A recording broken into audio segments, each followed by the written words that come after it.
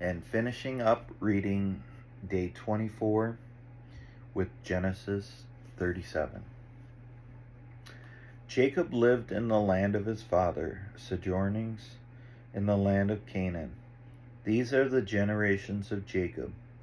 Joseph, being 17 years old, was pasturing the flock with his brothers. He was a boy with the sons of Bilhah and Zilpah, his father's wives. And Joseph brought a bad report of them to their father. Now Israel loved Joseph more than any other of his sons, because he was the son of his old age, and he made him a robe of many colors. But when his brothers saw that their father loved him more than all his brothers, they hated him, and could not speak peacefully to him.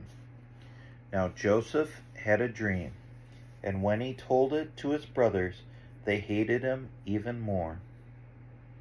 He said to them, "Hear this dream that I have dreamed.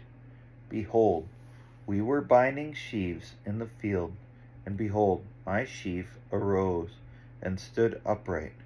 And behold, your sheaves gathered around it and bowed down to my sheaf."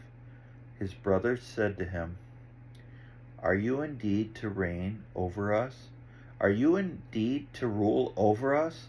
So they hated him even more for his dreams and for his words.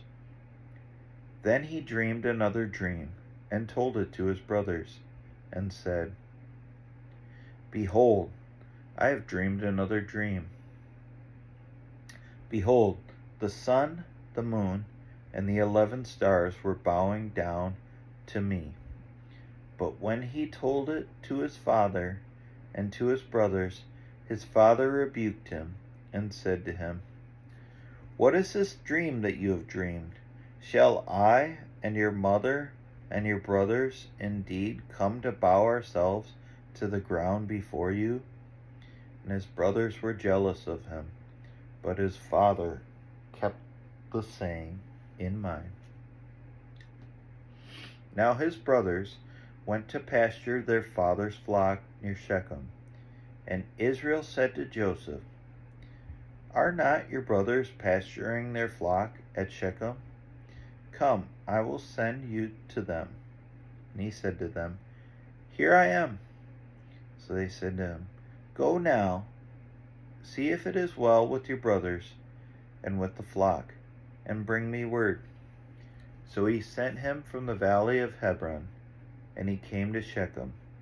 And the man found him wandering in the fields. And the man asked him, "What are you seeking?" "I am seeking my brothers," he said. "Tell me, please, where they are pasturing the flock." And the man said, "They have gone away, for I heard them say, 'Let us go to Dothan.'" So Joseph went after his brothers and found them at Dothan. They saw him from afar, and before he came near to them, they conspired against him to kill him. And they said to one another, "Here comes this dreamer. Come now, let us kill him and throw him into one of the pits. Then we will say that a fierce animal has devoured him, and we will see what becomes of his dreams."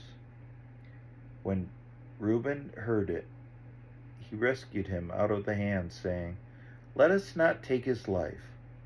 And Reuben said to them, "Shed no blood. Throw him into this pit here in the wilderness, but do not lay a hand on him, that he might rescue him out of their hand and restore him to his father." So when Joseph came to his brothers, they stripped him of his robe, the robe of many colors that he wore. And they took him and threw him into a pit. The pit was empty, and there was no water in it. Then they sat down to eat, and looking up, they saw a caravan of Ishmaelites coming from Gilead, with their camels bearing gum, balm, and myrrh, on their way to carry it down to Egypt. Then Judah said to his brothers, "What profit is it if we kill our brother and conceal his blood? Come, let us sell him to the Ishmaelites, and let not our hand be upon him, for he is our brother, our own flesh." And his brothers listened to him. The Midianite traders passed by, and they drew Joseph up and lifted him out of the pit, and sold him to the Ishmaelites for 20 shekels of silver. They took Joseph to Egypt. When Reuben returned to the pit and saw Joseph was not in the pit, he tore his clothes and returned to his brothers and said, "The boy is gone, and where shall I go?" Then they took Joseph's robe and slaughtered a goat and dipped the robe in the blood. And they sent the robe of many colors and brought it to their father and said, "This we have found. Please identify whether it is your son's robe or not." And he identified it and said, "It is my son's robe. A fierce animal has devoured him. Joseph is without doubt torn to pieces." Then Jacob tore his garments and put sackcloth on his loins and mourned for his son many days. All his sons and all his daughters rose up to comfort him, but he refused to be comforted and said, "No, I shall go down to Sheol to my son, mourning." Thus his father wept for him.